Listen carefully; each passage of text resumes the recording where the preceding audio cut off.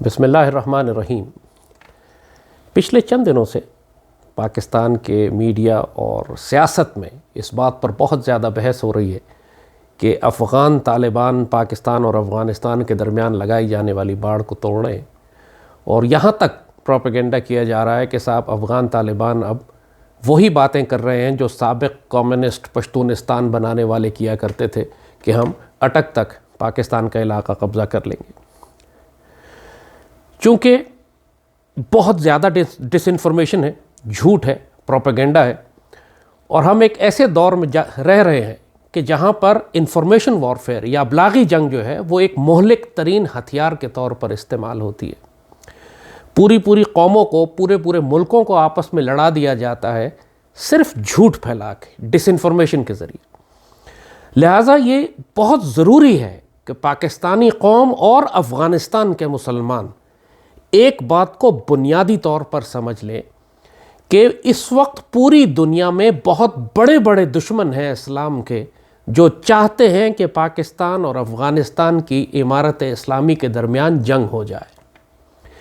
بھارت بھی یہی چاہتا ہے، اسرائیل بھی یہی چاہتا ہے، امریکہ بھی یہی چاہتا ہے، اور اس خطے میں ہماری صفوں میں موجود چاہے وہ کمیونسٹ ہوں یا لبرل سیکولر لادین ملحد طبقہ ہو، وہ سب یہ چاہتے، یا جہنم کے کتے خوارج ہوں، ٹی ٹی پی اور بلوچستان لبریشن آرمی کے دہشت گرد، وہ سب یہ چاہتے ہیں کہ ایک مس انڈرسٹینڈنگ، ایک غلط فہمی پھیلے دو برادر مسلمان ملکوں کے درمیان۔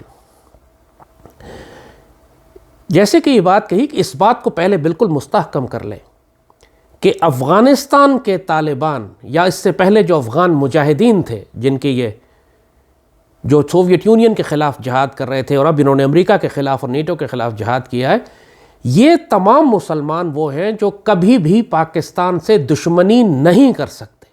یہ کبھی بھی ان کا کوئی ارادہ نہیں ہے کہ یہ پاکستان پر حملہ کریں گے یا پاکستان پر قبضہ کریں گے، یا یہ کہ پاکستان کے علاقوں کو یہ تباہ کر دیں گے، یا پاکستان کو افغانستان کا حصہ بنانا چاہتے ہیں۔ ایسا کوئی پلان ان کا کبھی بھی نہیں تھا، نہ ہے۔ یہ مسلمان لوگ ہیں۔ جب پاکستان بنا تھا 1947 میں، اس وقت سے افغانستان میں ایک بہت بڑا ایلیمنٹ ہے جو پختونستان بنانا چاہتے ہیں۔ وہ کمیونسٹ تھے جن کو سرخا کہا جاتا تھا۔ یہ وہ کمیونسٹ تھے کہ جنہوں نے سوویت یونین کو افغانستان میں داخل کیا تھا، جن کے خلاف افغان مجاہدین نے اس وقت جنگ کی تھی، جہاد کیا تھا اور ان کو نکالا، اور اس کے بعد امریکن داخل ہوئے اور ان کے خلاف دوسرا جہاد شروع ہوا۔ ان کے بچوں نے، ان افغان مجاہدین کی اولادوں نے دوسرا جہاد 20 سال تک کیا۔ یہ سب اسلامسٹ ایلیمنٹس ہیں۔ یہ سارے وہ ہیں کہ جو کبھی بھی کسی مسلمان ملک پر اور خاص طور پر پاکستان پر تو کبھی حملہ کرنے کا سوچ بھی نہیں سکتے۔ لہٰذا اس بات کو بالکل ذہن سے نکال دیں۔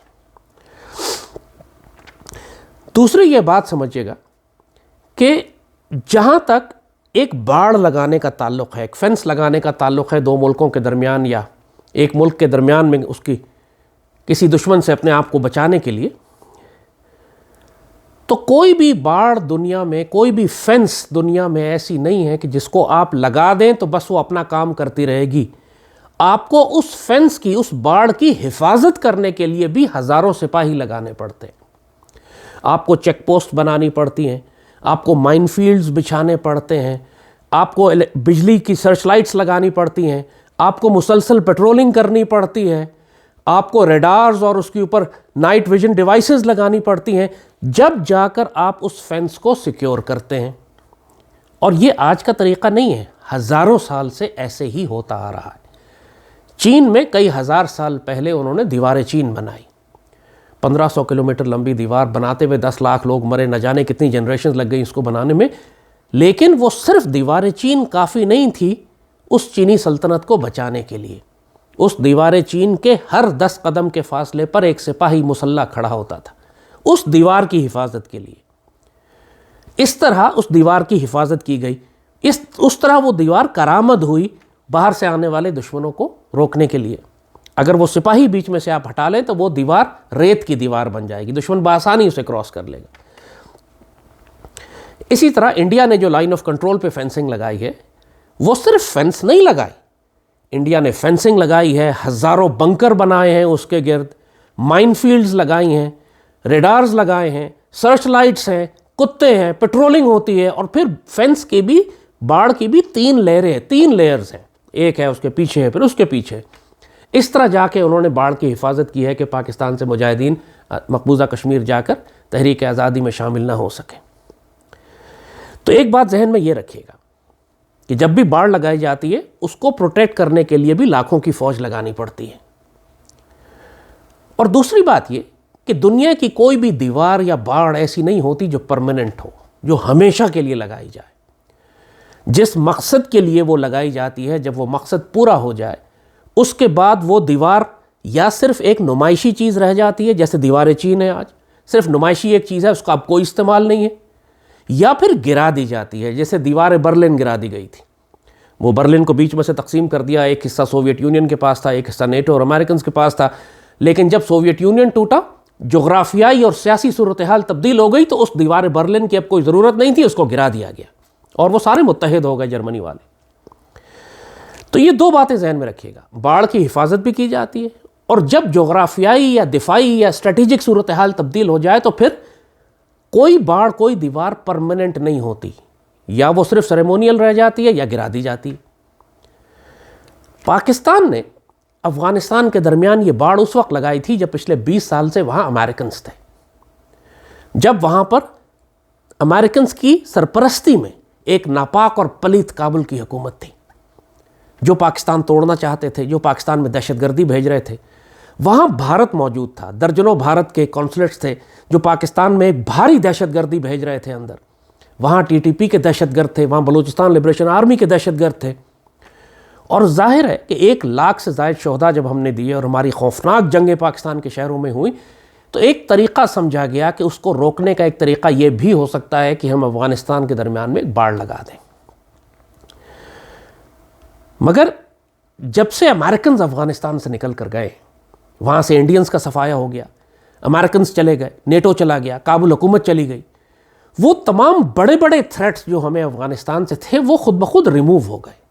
افغان طالبان کابل میں آ گئے، اور افغان طالبان کے کابل میں آنے کی وجہ سے خطے کی تمام جیو پالیٹکس اور جیو اسٹریٹجک سچویشن تبدیل ہو کے رہ گئی ہے. ایک جانب پاکستان نے جب باڑ لگائی تو اس وقت بھی ہمیں پرابلمز تھیں، کیونکہ اس 1200-1300 کلومیٹر کی باڑ میں ممکن نہیں تھا کہ ہم ہر 100 قدم یا 50 قدم کے بعد ایک پوسٹ بناتے، اپنے سپاہی لگاتے، ہم مائن فیلڈز لگاتے، ہم سرچ لائٹس لگاتے، ہم پیٹرولنگ کرتے. پاسبل ہی نہیں تھا. یہ ایکچولی جب باڑ لگائی جا رہی تھی تو اس وقت بھی خیال تھا بہت لوگوں کا کہ ہم صرف اپنے ریسورسز ضائع کر رہے ہیں، چونکہ یہ باڑ اس کو ہم ڈیفینڈ ہی نہیں کر سکتے، اس کے لیے جو وسائل چاہیے وہ ہے ہی نہیں ہمارے پاس. پوری پاک فوج 6 لاکھ لگانی پڑے گی مغربی سرحد کے اوپر اس باڑ کی حفاظت کے لیے، تب ایفیکٹو ہوگا. یہ ظاہر ہے کہ وہ ہم کر نہیں سکتے تھے، جو ہم نے اپنی ساری فوج انڈیا کے خلاف لگائی. تو باڑ لگا تو دی گئی تھی، اس سے بہرحال بہت کسی حد تک فائدہ ہوا ہمیں. ٹی ٹی پی کے کچھ ایلیمنٹس کے جو اتنی زیادہ فری ایکسس تھی رکی، مگر آپ کو ایک ہیومن کاسٹ بھی دینی پڑتی ہے. یہ پورے علاقے یعنی افغانستان پاکستان کا یہ پورا خطہ جو ہے کئی ہزار سال سے یہ مارشل ایریا ہے. یہاں جنگی لوگ رہتے ہیں، یہاں پہ ملیٹنٹ لوگ رہتے ہیں، یا وہ لوگ رہتے ہیں کہ جو اسلحے کو اپنے پاس رکھتے ہیں. اور ہزاروں سال سے اس پورے خطے میں آرمیز مارچ کرتی رہی ہیں دونوں اطراف میں، چاہے الیگزینڈر کی آرمی ہو جو وہاں سے آئی ہو، شہاب الدین غوری ہو، غزنوی ہو، عبدالی ہو، بڑی بڑی فوجیں ہیں جو اس طرف ہندوستان اور اس پورے خطے کی طرف حملے کرتے آئی ہیں، یا برٹش امپائر ہو جو یہاں سے گئی ہے افغانستان کے اندر. ہزاروں سال سے یہاں پہ ٹرائبز موو کرتے رہے ہیں، آرمیز آتی رہی ہیں. کبھی بھی کسی امپائر نے، کی سلطنت نے، بڑی بڑی سلطنتیں بنی، کسی نے اپنے آپ کو ڈیفینڈ کرنے کے لیے بیچ میں باڑ نہیں لگائی تھی. بعض علاقے ہوتے ہیں جہاں کے لوگوں کی طبیعت ایسی ہوتی ہے کہ آپ باڑ لگا کے ان کو نہیں روک سکتے، اور یہ افغانستان پاکستان کا خاص طور پر جو ملیٹنٹ پشتون بیلٹ ہے، یہ مارشل ریسز ہیں، ان کو باڑ سے تو آپ روک ہی نہیں سکتے کبھی بھی. ہمیشہ سلطنتوں نے، برٹش امپائر نے جب ڈیورنڈ لائن کا ایگریمنٹ سائن کیا 1893 میں، تو انہوں نے اس وقت باڑ نہیں لگائی ڈیورنڈ لائن کے اوپر کہ جی افغانستان اس طرف ہے، برٹش امپائر اس طرف ہے. انہوں نے اس ڈیورنڈ لائن کا دفاع کیا ڈپلومیسی اور ملٹری پاور کے ساتھ.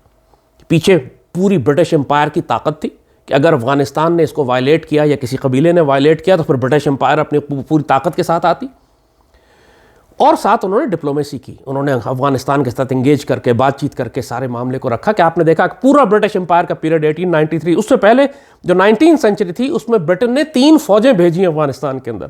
First Afghan campaign, second, third, مار بھی پڑی ان کو، نقصان بھی اٹھایا، لیکن انہوں نے افغانستان کو بھی اتنا بھاری نقصان پہنچایا کہ خود افغانستان کے امیر، میرا خیال امیر عبد الرحمن تھا اس وقت شاید 1893 میں، اس نے برٹش امپائر سے کہا کہ اچھا بہت لڑائی کر لی ہم نے، اب آئیں ہم اپنی سرحدیں ڈیفائن کر لیتے ہیں. اور وہ صرف پاکستان اور انڈیا، یعنی افغانستان اور ہندوستان کے درمیان کی سرحد ڈیورنڈ لائن نہیں ڈیفائن ہوئی تھی اس وقت، ایران کے ساتھ سرحد، سینٹرل ایشیا کے ساتھ سرحد، یہ جو آمو دریا کی سرحد ہے تاجکستان، ازبکستان، ترکمانستان والی، یہ ساری زار آف رشیا کے نمائندے آئے تھے، ایران کے شاہ جو صفوی تھا اس کے نمائندے گئے تھے، برٹش امپائر.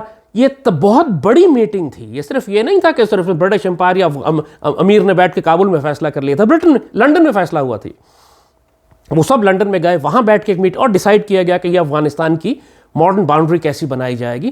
اور اس میں وخان کی پٹی جو ہندوستان کا حصہ تھا، اس کو افغانستان کو دیا انگریزوں نے جان بوجھ کر، تاکہ زار کے ساتھ، رشیا کے ساتھ ایک بیچ میں بیریئر بن سکے. جو آپ دیکھتے ہیں کہ افغانستان کی ایک چونچ نکلی ہوئی ہے ہمارے چترال کے نارتھ میں، وہ صرف اس لیے بفر زون کے طور پر بنائی گئی تھی. افغانستان کو بفر سٹیٹ رکھا گیا تھا کہ رشین امپائر اور برٹش امپائر کے درمیان ایک گیپ آ جائے، آپس میں ان کی جنگ نہ ہو.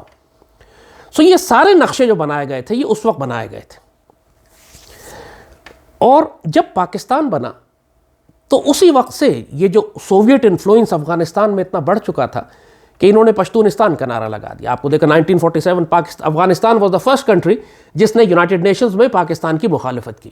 سب سے زیادہ پرابلمز ہمیں افغانستان سے ہوئی، انڈیا سے اتنی پرابلم نہیں ہوئی جتنی ہمیں افغانستان سے ہو رہی تھی. اور سارے وہ ظاہر شاہ کے ایلیمنٹس، اس کے بعد جو آنے والی ڈیکیڈز میں 50s میں اور 60s میں باقاعدہ جنگیں ہوئیں، باقاعدہ حملے ہوئے، پورا ہمارے ٹرائبل ایریا میں پریشانیاں رہیں ہمیشہ، ہمیں باقاعدہ فوجیں داخل ہوتی رہیں اندر افغانستان کی جانب سے. اور اس کے اندر یہ پشتونستان بنانے کا کانسیپٹ کہ جی ہم باجوڑ پہ قبضہ کر لیا تو کبھی اس پہ قبضہ کر لیا.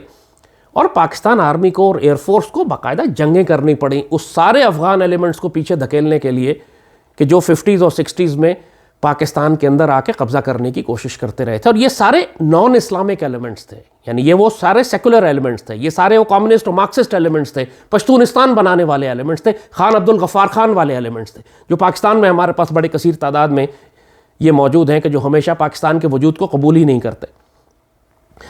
70s میں یہی کام جب سردار داؤد کر رہا تھا، اس سے تو بھٹو نے اس کو کاؤنٹر کرنے کے لیے اس زمانے میں مسلمان مجاہدین کی تربیت شروع کی تھی. ایکچولی مجاہدین کی تیاری ذوالفقار علی بھٹو کے دور میں ہوئی تھی 1975 میں. گلبدین حکمتیار اور احمد شاہ مسعود 1975 میں ان کی تربیت چراٹ میں شروع ہوئی تھی تاکہ یہ جا کے کمیونسٹوں کے خلاف بغاوت برپا کرے افغانستان میں. 79 میں تو روس ہی آ گیا خود ہی سے. جب روس آ گیا تو جہاد شروع ہو گیا، پھر تو پورا پاکستان انوالو ہو گیا روسیوں کو روکنے کے لیے، سوویٹس کو روکنے کے لیے. پورے اس خطے کے ڈائنامکس کو جب تک آپ بیک گراؤنڈ کو پچھلے 150-200 سال کے ڈائنامکس کو نہیں سمجھیں گے، آپ آج کی اس باڑھ والے ایشو کو صرف باڑھ کے طور پر نہیں دیکھ سکتے. 1996 سے لے کر 2001 وہ واحد پیریڈ تھا جب افغان طالبان کی حکومت تھی افغانستان میں، یعنی اس حکومت سے پہلے والی. اور یہ وہ واحد پیریڈ تھا 5 سال کا کہ جب پاکستان میں کوئی دہشت گردی نہیں تھی، کوئی TTP نہیں تھا، کوئی BLA نہیں تھا، کوئی انڈیا نہیں تھا. اور اس بات کے باوجود کہ افغانستان ایک پسماندہ ملک تھا، اس بات کے باوجود کہ اس بیچارے افغانستان کو دنیا میں کسی نے ریکگنائز ہی نہیں کیا تھا سوائے پاکستان کے، اور شاید سعودی عرب نے بھی کیا تھا. ان کا ایک سفیر ہمارے پاس تھا ملا ضعیف، جس کو بعد میں استغفر اللہ ہم نے اٹھا کے امریکیوں کو دے دیا. اس 6 سال کے علاوہ جب سے پاکستان بنا ہے ہمیں افغانستان کی جانب سے امن نصیب نہیں ہوا. بہت پرانی تاریخ ہے کہ وہ مسلسل پاکستان کے ساتھ پرابلم کرتے رہے. تو پچھلے 73 سال کی تاریخ اگر آپ اٹھائیے تو صرف 5 سال تھے افغان طالبان کے جس میں پاکستان میں سکون تھا. ورنہ 1996 سے پہلے جب جنگ بھی ہو رہی تھی، سوویت یونین بھی نکل گیا، سوویت یونین تھا پاکستان کے اندر، میری افغانستان میں، اور اس وقت بھی خات اور KGB اور را اور موساد اور الذوالفقار پیپلز پارٹی کی دہشت گرد پاکستانیوں کا بیڑا غرق تھا 70s اور 80s میں، دھماکے کر کے اور تباہیاں اور دہشت گردیاں اور جنگیں، اسی طرح کی جنگ اور دہشت گردی جیسے امریکنز کے آنے کے بعد 2001 سے لے کے 2020 تک پاکستان میں دہشت گردی ہوتی رہی. 80s اور 70s میں بھی ہمارے ساتھ، 90s کے شروع میں بھی ہمارے ساتھ یہی ہوتا رہا. طالبان نے آ کر پاکستان کو سکون دیا تھا.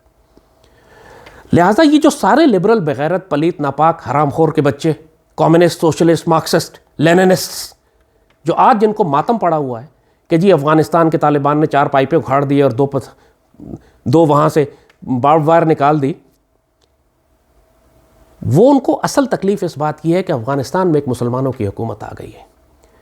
اور افغانستان میں ایک واحد حکومت آ گئی ہے جس پر نہ IMF کا کوئی قرضہ ہے، نہ یہ انٹرنیشنل لاء کو، نہ یہ دشمنوں کی صہیونیوں کا نیو ورلڈ آرڈر اس کو فالو کر رہی ہے. یہ پاکستان کی دوست ہے، اس نے انڈیا کو یہاں سے نکال دیا ہے، اس نے ناپاک اور پلید کرپٹ عبدالغنی وہ اشرف غنی اور کارزائی حکومت کو نکال دیا ہے، اس نے TTP کے تمام بیس ایریاز ختم کر دیے ہیں، BLA کے بیس ایریاز ختم کر دیے ہیں. اصل تکلیف ان کو اس بات کی ہے. اور جہاں تک افغان طالبان کا، ایک بات ذہن میں رکھیے گا، افغان طالبان کبھی بھی کوئی آرگنائزڈ آرمی نہیں تھے. یہ چھوٹے چھوٹے مسلح گروہ تھے جو اپنے علاقوں میں پھیلے ہوئے تھے، اور ہر گروہ انڈیپینڈنٹ آپریٹ کرتا تھا. حملہ کر جہاں امریکن پوسٹ نظر آئی اس نے اس پہ حملہ کر دیا. کوئی کوارڈینیشن سینٹرل کمانڈ جیسے ہمارے ہاں ہوتا ہے، کور کمانڈر ہوتا ہے، ڈیو کمانڈر ہوتا ہے، بریگیڈ کمانڈر ہوتا ہے، ایک ڈیو کے اندر 3 بریگیڈ، ایسا کوئی سلسلہ افغان مجاہدین کی فوج کے ساتھ نہیں تھا. وہ سارے سویلینز تھے، ان میں کوئی ریگولر آرمی نہیں تھی.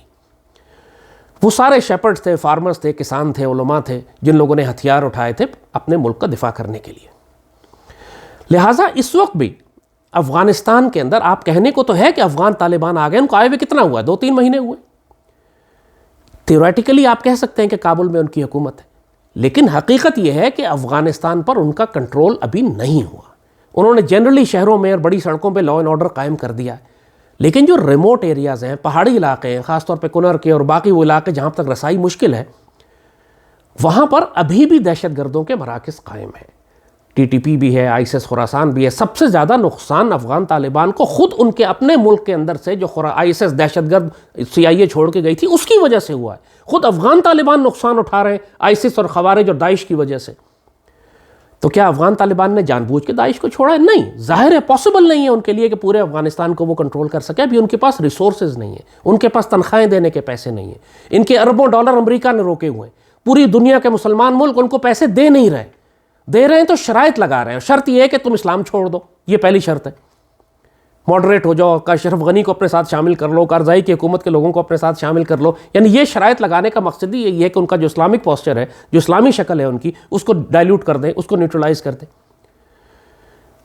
پاکستان میں ایک منظم فوج ہے، ہمارے پاس ISI ہے، انٹیلیجنس 10-12 انٹیلیجنس ایجنسیز ہیں، ہمارے پاس FC ہے، ہمارے پاس پولیس ہے، ہمارے پاس پیراملٹریز ہیں، ہمارے پاس لیویز ہیں. کیا اس کے باوجود پاکستان کے چپے چپے پر ہم نے امن قائم کر دیا؟ نہیں. جو مسلسل پاکستان کے اندر ہم سینکڑوں کی تعداد میں ہر سال ہم شہادتیں دیتے ہیں اپنے فوجی افسروں کی، جوانوں کی، پولیس کی، FC کی، لیویز کی، وہ پاکستان کے اندر ہی حملے ہو رہے ہیں نا. بلوچستان میں بھی ہو رہے ہیں، نارتھ وزیرستان میں ہو رہے ہیں، پورے پاکستان میں ہو رہے ہیں. تو جب پاکستان جیسی ریاست اپنے ملک کے اندر دہشت گردوں کو قابو نہیں کر سکتی، تو آپ افغان طالبان سے کیوں توقع کرتے ہیں کہ آدھے گھنٹے کے اندر پورے افغانستان کو پاک صاف کر کے وہ بیت اللہ بنا دیں گے؟ ظاہر ہے کہ پاسبل نہیں ہے. تو نتیجہ یہ ہے کہ افغانستان کے اندر ایک وہاں پہ دہشت گردی ہے، ایلیمنٹس ہیں جو رہیں گے. ہونا کیا چاہیے تھا کہ پاکستان سرکاری طور پر افغان طالبان کی حکومت کو ریکگنائز کرتا، جس طرح 96 میں ہم نے ریکگنائز کیا تھا. ان کی آپ ایمبیسی بناتے اور افغان طالبان کو پھر ایک ریاست کے طور پر ذمہ دار بناتے کہ آپ پاکستان کے ساتھ ایک ریاست کے طور پر معاملہ کریں گے. ابھی تک پاکستان ان کے ساتھ ریاست کے طور پہ معاملہ نہیں کر رہی، ہم نے ریکگنائز ہی نہیں کیا ان کو. انہوں نے کوئی ایگریمنٹ ہی سائن نہیں کیا ہم سے. انہوں نے جنرلی ایک ایشورنس دی ہے کہ افغانستان کی سرزمین کبھی بھی استعمال نہیں ہوگی ساتھ والے ہمسائے ملکوں میں دہشت گردی بھیجنے کے لیے. تو وچ از انف، یہ بات کہنا ان کا کافی ہے ہمارے لیے کہ وہ پاکستان میں جان بوجھ کے کبھی بھی دہشت گردی نہیں بھیجیں گے. لیکن دہشت گرد وہاں ہیں جن کو وہ خود قابو نہیں کر سکتے. اگر وہ پاکستان پر حملے کرتے ہیں تو افغان طالبان ذمہ دار نہیں ہے، ہم کو اپنے ملک کا دفاع بھی خود کرنا ہے. ہمیں یہ کرنا تھا کہ ہم افغان طالبان کو ریکگنائز کریں، ان کی مسلح افواج کی تربیت کریں، ان کو آرگنائز کریں، ان کو اکوپمنٹ دیں، جو کمی بیشی ہے ان کے ساتھ مل کر جوائنٹ آپریشنز کریں افغانستان کے اندر. دہشت گردوں کو ماریں، ان کو گرفتار کریں، قتل کریں، انٹیلیجنس سپورٹ دیں، ڈرون سپورٹ دیں، ایریل سپورٹ دیں، ہیلی کاپٹر گن شپ سپورٹ دیں، تاکہ افغان طالبان اور پاکستان آرمی مل کر ہم TTP اور داعش دونوں کو ختم کریں، BLA کو ختم کریں. اور جہاں تک فینس کا تعلق ہے، اس بات کو ذہن میں رکھیے گا کہ جیسے ہم نے کہا کہ ہمیں فینس کی ضرورت اس وقت تھی کہ جب وہاں پہ سارے ہمارے دشمن ایلیمنٹس موجود تھے افغانستان میں. اب 90% دشمن ایلیمنٹس ختم ہو گئے، 10-15% تھوڑے سے رہ گئے. مگر اس فینس کے نتیجے میں اس پورے خطے کے ہزاروں لاکھوں لوگوں کو نقصان بھی ہو رہا تھا. قبیلے تقسیم ہو گئے تھے. ظاہر ہے کہ ہزاروں لاکھوں لوگ مسلسل اس پورے خطے میں، آپ پچھلے 30-40-50 سال سے افغانستان اور پاکستان کے درمیان لوگ فری موومنٹ کرتے ہیں، لائٹ فوٹڈ ہے، ہمیشہ ہجرت ہوتی رہتی ہے، قبیلے ادھر بھی رہتے ہیں ادھر بھی رہتے ہیں. پاکستان میں جتنے پشتون قبائل ہیں ان سب کے کوئی نہ کوئی رشتہ دار، کوئی نہ کوئی عزیز افغانستان سائڈ پہ ہیں، ان کے اس طرف ہیں. اور جس طرح کشمیر کو آپ نے ڈیوائڈ کر دیا، یہ آرٹیفیشل ڈویژن ہے. کشمیر میں تو زبردستی ہے، پوری بھارتی فوج کی جیسے کہا پوری ریاست طاقت ہے، 6 لاکھ فوج انہوں نے صرف لائن آف کنٹرول پہ لگائی ہوئی. افغانستان میں ہم نے ایسا کچھ نہیں کیا. اور افغانستان میں اس وقت اس قدر غربت ہے، وہاں کوئی انڈسٹری نہیں ہے، وہاں کوئی کاروبار نہیں ہے، وہاں کوئی بزنس نہیں ہے، وہاں کے ہزاروں لاکھوں لوگ بھوکے پیاسے مر رہے ہیں. وہ کیا کریں گے غریب لوگ؟ جس چیز کو آپ سمگلنگ کہتے ہیں وہ اس کو سمگلنگ نہیں سمجھتے، وہ اس کو تجارت سمجھتے ہیں. وہ اپنا ڈرائی فروٹ ہے، اپنا اخروٹ ہے، اپنی جو چیز وہاں اگاتے ہیں، اپنا انار ہے، اپنی جو چیز وہاں پہ اگاتے ہیں اس کو پاکستان، جو وہاں منرلز نکالتے ہیں، جو وہاں پہ مائنز کے ذریعے سنگ مرمر نکالتے ہیں، اس کو پاکستان لانے کی بات کرتے ہیں. کچھ ایلیمنٹس اس میں ایسے ہیں کہ جو ڈرگ ڈیلرز ہیں، اس میں کوئی شبہ نہیں، کیونکہ ظاہر ہے جب کھانے پینے کو کچھ بھی نہیں ہے وہاں پہ تو لوگ وہاں پہ ڈرگز اگا دیتے ہیں.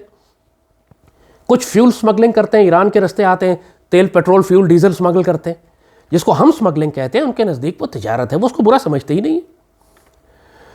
جب آپ فینس لگا دیتے ہیں تو پھر آپ ایک بہت بڑے طبقے کو اس کی انکم سے محروم کرتے ہیں. آپ اسے کھانا بھی نہیں دے رہے، آپ ان کو ریکگنائز بھی نہیں کر رہے، آپ ان کو بزنس بھی نہیں دے رہے، اور آپ نے فینس لگا کے بند بھی کر دیا ہے. اور ان کے پاس اسلحہ بھی ہے. وہ مرے گا نہیں، وہ مرے گا بھوکا پیاسا یا کیا کرے گا؟ اس نے ظاہر آگے بڑھ کر فینس توڑنی ہے، کہنا ہے میں آنے دو. جینوئن مسئلے ہیں لوگوں کے وہاں پہ. یعنی آپ 100% سمگلنگ بھی بند نہیں کر سکتے. خود پاکستان کے اندر لاکھوں لوگوں کا روزگار اس سمگلنگ سے وابستہ ہے جو ایران اور افغانستان سے ہو رہی ہے.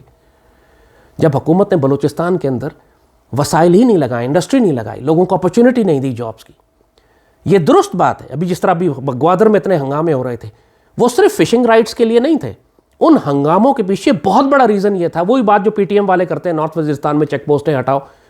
پی ٹی ایم نے تو دہشت گردی کرنی ہوتی، لیکن یہاں پہ لوگوں کی بے چینی یہ تھی کہ ان کی چیک پوسٹوں کی وجہ سے، فینسنگ کی وجہ سے ایران اور افغانستان سے سمگلنگ بھی بند ہو گئی تھی. جس کو اگین میں کہہ رہا ہوں ہم سمگلنگ کہتے ہیں، وہ سمگلنگ نہیں سمجھتے، وہ اس کو تجارت سمجھتے ہیں. ان کے نزدیک وہ کوئی ناجائز کام نہیں کر رہا ہے. وہ ادھر سے چیز خریدتے ہیں، یہاں لے کے آتے ہیں، یہاں بیچتے ہیں، چاہے وہ الیکٹرانکس ہوں، چاہے وہ نان ڈیوٹی پیڈ گاڑیاں ہوں، چاہے وہ ویپنز ہوں، چاہے وہ اینی تھنگ. یہ اوپن بارڈرز ہیں، ہزاروں سال سے ٹریڈ ہو رہا ہے یہاں پر. دنیا کی کوئی طاقت نہیں روک سکی، برٹش امپائر نہیں روک سکی اس کو. ہمیشہ سے برٹش امپائر کے دور میں بھی یہ آزاد علاقے کہلاتے تھے. آپ کو میں فاٹا ابھی ہم نے ضم کیا ہے پاکستان کے اندر. اس سے پہلے 150-200 سال سے، کئی سو سال سے یہ پورے علاقے انڈیپینڈنٹ ایریا، آزاد علاقے کہلاتے تھے. یہاں کوئی لا ہی نہیں تھا. آپ ان لوگوں کا مائنڈ سیٹ صرف فاٹا میں ضم کر دینے سے تبدیل نہیں کر سکتے. دا مائنڈ سیٹ ان لوگوں کا جنریشن سے سیٹ ہے کہ وہ اس فری ٹریڈ کرتے ہیں between tribal areas and Afghanistan, آتے اور جاتے رہتے ہیں. تو اپنے لوگوں پر بمباری کرنا یا سختی کرنا یا فینس لگا کے ان کا کاروبار خراب کر دینا، جب آپ ان کو آلٹرنیٹ بھی نہیں دے رہے ہیں، یہ کوئی سولوشن تو نہیں ہے. اور پھر جیسے کہا کہ جب جیو پولیٹیکل سچویشن تبدیل ہو جاتی ہے تو پھر اس دیوار یا فینس کی ضرورت بھی ختم ہو جاتی ہے. ایکچولی اس وقت ہمیں اس فینس کی ضرورت نہیں ہے. پاکستان کو چاہیے کہ اس فینس کو خود ہی اتار کے اس کا لوہا سریا لے کر واپس آ جائے، ورنہ افغانی اس کو لوہے سریے کو اٹھا کے صرف پاکستان کی اسٹیل ملوں کو بیچیں گے، کیونکہ افغانستان میں تو کوئی اسٹیل مل نہیں ہے. کیونکہ یا پھر یہ کہ آپ افغانستان کی گورنمنٹ سے بات کریں اور اس فینس کے درمیان جو کراسنگز ہیں اس کو بڑھا دیں. 25 تھی، آج 5 کراسنگز ہیں، اس کو 25 کراسنگز کر دیں. ہوتا کیا ہے کہ ابھی ایک کراسنگ ہے، اس کے بعد اگلی کراسنگ 200 کلومیٹر کے بعد ہے، جو بیچ میں جو گاؤں ہیں وہ کیا کریں؟ وہ اس علاقے میں ٹرانسپورٹ بھی نہیں ہے، 200 کلومیٹر کیسے چل کے جائیں گے وہ کراسنگ پاکستان آنے کے لیے؟ آپ کو لوگوں کی پریکٹیکل ضروریات کا بھی دھیان رکھنا ہے. اور وہی بات ہم کر رہے ہیں کہ یہ جو اس وقت فرسٹریشن آپ دیکھ رہے ہیں افغان بارڈر کے اوپر، اس کا مطلب یہ نہیں ہے کہ افغان طالبان پاکستان کے خلاف ہے. اس کا مطلب یہ نہیں ہے کہ وہ ڈیورنڈ لائن کو تسلیم نہیں کرتے. اس کا مطلب یہ نہیں ہے کہ وہ اٹک تک کا علاقہ قبضہ کرنا چاہ رہے ہیں. وہ صرف یہ کہہ رہے ہیں یار ہمارے لوگ اس طرف بستے ہیں، ان کو اس طرف آنے دو. چیک پوسٹیں آپ نے جو بیچ میں آپ نے جو بارڈ وائر لگائی ہے ہمارے قبیلوں کو، ہمارے جانوروں کو، ہمارے مویشیوں کو آنے جانے میں، ہماری تجارت کو، ہماری اسمگلنگ کو، ان سب کو تکلیف ہو رہی ہے. ہمارے لوگ بھوکے مر رہے ہیں، ہمیں تھوڑا سا گزارا کرنے دو. اتنا سا پرابلم ہے. باقی وہ اگر کوئی وہاں پہ بکواس کرتا ہے پاکستان کے خلاف کہ ہم یہ کر دیں گے اور ہم وہ کر دیں گے، یہ برواڈو ہے، یہ بک بک ہے خالی. اس کا کوئی doesn't matter, they don't have the capacity. دیکھیے 3.5 لاکھ افغان آرمی بھی تھی، جو کہ سارے کے سارے پرانے جو اینٹی طالبان تھے، جو سوشلسٹ کمیونسٹ مائنڈ سیٹ کے تھے، اشرف غنی ٹائپ ذہنیت تھی، سب نیشنلسٹ تھے، پاکستان کے دشمن تھے، ناردرن الائنس ٹائپ والے لوگ. یہ لوگ بکواس کرتے رہیں گے کہ جی اٹک تک کا علاقہ ہمارا ہے اور ہم یہ کر لیں گے، ہم وہ کر دیں گے. پاکستان کی آبادی 22 کروڑ ہے، ان کی آبادی 1.5-2 کروڑ بھی نہیں ہے. کوئی سینسس نہیں ہوا وہاں پہ. جو لوگ کہتے ہیں وہ 4 کروڑ ہیں، 3 کروڑ ہیں، پچھلے 50 سال میں کوئی سینسس نہیں ہوا افغانستان میں. ان کی آبادی کم ہوئی ہے. مہاجرت میں پوری دنیا میں پھیل گئے، وہ ہجرت میں نکل گئے وہ لوگ. افغانستان میں کوئی نہیں رہنا چاہتا اس وقت. وہاں 1.5-2 کروڑ آبادی ہے وہاں کی، ہم 22 کروڑ ہیں. اور پھر ایک بات ذہن میں تاریخی طور پر یاد رکھیے گا، افغانستان کے مسلمانوں نے ہمیشہ کافر طاقتوں کو شکست دی، چاہے وہ الیگزینڈر ہو، چاہے برٹش امپائر ہو، چاہے سوویٹ امپائر ہو، چاہے برٹش امپائر ہو. افغان مسلمانوں نے ان کو ٹھوک دیا ہے. لیکن جب کبھی ایک مسلمان فوج افغانستان میں داخل ہوئی ہے، اس نے افغانستان پر قبضہ کر لیا ہے. چاہے وہ غزنوی ہوں، تو غوری ہوں، تو عبدالی ہوں، تو بابر ہوں، تو مغل ہوں. بابر بادشاہ کابل میں دفن ہے، ازبکستان سے آیا تھا. وہ اپنی فوج لے کے ازبکستان سے آیا، پورے افغانستان پہ قبضہ کیا، دہلی پہ بھی قبضہ کیا. پھر دہلی اس کو پسند نہیں آیا، واپس کابل گئے، بیچارہ کابل میں دفن ہے آج. بابر کی قبر کابل میں، افغانستان اس کے نیچے تھا. جس نے بھی کابل پہ حکومت کی اس نے دہلی پہ بھی حکومت کی. اور یہ جب لوگ بیچ میں بات کرتے ہیں کہ جی ہم ڈیورنڈ لائن کو تسلیم نہیں کرتے، یہ fact of the matter is کہ پاکستان کو بھی کہنا چاہیے کہ ہم ڈیورنڈ لائن کو تسلیم نہیں کرتے. ہم افغانستان اور پاکستان کے درمیان ایک کنفیڈریشن بنا لیں گے. ہمارے 6 کروڑ 7 کروڑ پشتون ہیں پاکستان میں، افغانستان میں 80 لاکھ 90 لاکھ پشتون ہیں. پاکستان آرمی نہ امریکن آرمی ہے، نہ برٹش آرمی ہے، نہ نیٹو کی آرمی ہے، نہ ہم سوویٹ آرمی. اللہ کے فضل سے کوئی مسلمان ملک پاکستان آرمی سے نہیں لڑ سکتا، اور خاص طور پہ افغانستان کے لوگ تو بالکل بھی نہیں لڑ سکتے، کیونکہ وہی پشتون یہاں بھی ہیں. اگر وہ لڑ سکتے ہیں تو ہم ان سے بہتر لڑ سکتے ہیں، اور اس کی ضرورت نہیں ہے ہمیں. ہم ان کے بڑے بھائی ہیں، وہ چھوٹے بھائی ہیں. چھوٹا بھائی بدتمیزی بھی کرے تو 4 تھپڑ چپڑ لگا کے پرے کر دے، دشمنی نہیں کی جاتی اس سے. افغان طالبان یا افغانستان کے مسلمان ہماری ذمہ داری ہیں. اگر آپ کو یہ برے لگتے ہیں، افغان طالبان برے لگتے ہیں، تو وہ وقت یاد کریں جب وہاں پہ کابل کی حکومت تھی. اشرف غنی تھا، حامد کارزائی تھا، اجیت کمار ڈوول تھا، ٹی ٹی پی تھا، بی ایل اے تھی، امریکنز تھے، سی آئی اے تھی، جے سوک تھی، نیٹو تھی. وہ وقت زیادہ بہتر تھا جب پوری امریکن طاقت اور نیٹو کی طاقت اور سی آئی اے اور را کی طاقت پاکستان میں دہشت گردی کر رہی تھی. اب پورے پاکستان میں کہیں دہشت گردی نہیں ہو رہی، خودکش حملے نہیں ہو رہے. آپ کے سارے آرمی کے ہیڈ کوارٹرز پہ، آئی ایس آئی پہ، آپ کے اسکولوں میں، آپ کی کچہریوں میں، آپ کی لائبریریوں میں، ہر جگہ دھماکے ہو رہے تھے خودکش. اسلام آباد کے اندر خودکش حملے ہو رہے تھے. 99% دہشت گردی ختم ہو گئی ہے افغان طالبان کے آنے سے. ایلیمنٹس ہیں جو پرابلم کر رہے ہیں، لیکن وہی بات میں نے کہی کہ اگر پاکستان کی ریاست افغان طالبان کو ریکگنائز کرے، ان کو سپورٹ کرے، ان کو مدد کرے، جوائنٹ آپریشنز کریں، ان کی جو پرابلمز ہیں ان کو ریزالو کریں. ہم نے کیوں نہیں ریکگنائز کیا ابھی تک افغان طالبان کو؟ ہم کس سے اجازت کا انتظار کر رہے ہیں؟ سو یہ ساری پرابلمز ریزالو ہو سکتی ہیں. افغانستان کے تمام لوگ جو کمیونسٹ ہیں، جو سوشلسٹ ہیں، جو مارکسسٹ ہیں، پشتونستان والے، ان کے باپ کی مجال نہیں ہے کہ یہ پاکستان کی ٹرائبل ایجنسی کی ایک چھوٹی سی تحصیل بھی لے سکے، لیٹ الون کہ یہ اٹک تک آئیں گے. اور افغان مجاہدین کی ایسی کوئی خواہش نہیں ہے. تو کیوں بلا وجہ چیخنے چلانے لگتے ہیں، ماتم کرنے لگتے ہیں کہ اگر 2 پول نکال کے، کھمبے نکال کے گر گئے، اس لیے کہ قبیلے آنا جانا چاہتے ہیں آپس میں کہ جی پاکستان تباہ ہو گیا، لٹ گیا، اٹک تک ہم سارے اب ہمارے ہاتھ سے نکل جائے گا. افغان نہ ان کی خواہش ہے، نہ ان کی کیپیسٹی ہے. ان کی کیپیسٹی بھی نہیں ہے. اگر وہ خواہش بھی کریں نعوذ باللہ کہ ہم پاکستان پر حملہ کرتے ہیں، they don't have the capacity. یہاں سامنے مسلمان فوج کھڑی ہے، پشتون کھڑے ہیں فرنٹ لائن پہ، سارے ہمارے پشتون ایلیمنٹس ہیں، ایف سی زے اور ہماری آرمی کے. تو پاسبل نہیں. وی آر ناٹ امریکنز، ہم نیٹو نہیں ہیں. سوات آپریشن جو پاکستان آرمی نے کیا، امریکنز نے کہا جی آپ کو اس کام کو کرنے میں 10 سال لگیں گے. پاکستان آرمی نے یہ سارا کام 1.5 سال میں کر کے فارغ کر دیا. مہاجر نکالے بھی 25 لاکھ، صفائی بھی کی، واپس سیٹل کر دیا. 1.5 سال میں ختم ہو گیا کام. امریکن سر پکڑ کے بیٹھے تھے کہ یہ کیا کیسے تم لوگوں نے؟ ہم نے کہا اس لیے کیا کہ ہم مقامی فوج ہیں، ہم آکوپیشن فورس نہیں ہیں، ہم باہر سے نہیں آئے ہوئے، ہمارے ہی بھائی بند ہیں اور ہم جانتے ہیں ان کو کس طرح ڈیل کرنا. یہی معاملہ افغانستان کے ساتھ ہے. ہمیں معاملہ جانتے ہیں ہم ان کو کیسے ڈیل کرنا ہے. اگر ان میں کوئی پشتونستان ایلیمنٹ ہے تو ہم سر توڑ دیں گے. اگر کوئی مجاہدین اور طالبان ایلیمنٹ ہے تو ہمارا بھائی ہے، نو پرابلم. اور پرابلم سمجھیں ان کی، وہ بھوکے ہیں، ان کو تکلیف ہے، اور ان کے ساتھ ڈیل کرنے کے لیے آپ کو ریاست کی سطح پہ بات کرنی ہے. تو وہی میں کہوں گا حکومت پاکستان سے، ریکگنائز کریں، ان کو ایمبیسی دیں، یہاں بلائیں، عزت دیں، رسپیکٹ دیں. آپ نے اتنا بڑا OIC کا اجلاس کیا فورن منسٹرز کا افغانستان کے لیے، اور جب آخری تصویر کھینچی تو اس میں افغانستان کو جگہ بھی نہیں دی. ذلیل کیوں کرتے ہیں ان کو یار؟ ریکگنائز کرتے. آپ نے چندہ اور بھیک دینے کے لیے فنڈ بنا دیا، ریکگنائز کیوں نہیں کیا؟ اگر یہ سارے مسلمان ملک ریکگنائز کر لیتے مل کے افغانستان کو کہ کابل میں ایک نئی حکومت آئی، ہم تسلیم کرتے ہیں، یہ ہوتی کہ آپ نے عزت دی ہے انہیں. پھر آپ بات کرتے ہیں ان سے. پھر پوچھتے ہیں افغان طالبان سے، پھر ذمہ دار بناتے ہیں ان کو کہ کیوں جی آپ فینس کیوں توڑ رہے ہیں، اور اگر توڑ رہے ہیں تو پھر آپ سیکیورٹی بھی آپ دیں وہاں پہ تاکہ کوئی دہشت گردی اندر نہ آئے۔ ان سب چیزوں کو ڈپلومیسی کے ساتھ اور ریاست کی طاقت سے ڈیل کیا جا سکتا ہے، جیسے برٹش امپائر کرتا تھا اس وقت۔ برٹش امپائر نے جیسے کہا فینس نہیں لگائی تھی، لہٰذا پینک نہ کریں، کوئی پرابلم نہیں ہے، صرف حکومت پاکستان کو سالڈ ڈیسیشنز لینے، ڈپلومیٹک بھی، پولیٹیکل بھی اور ملٹری بھی۔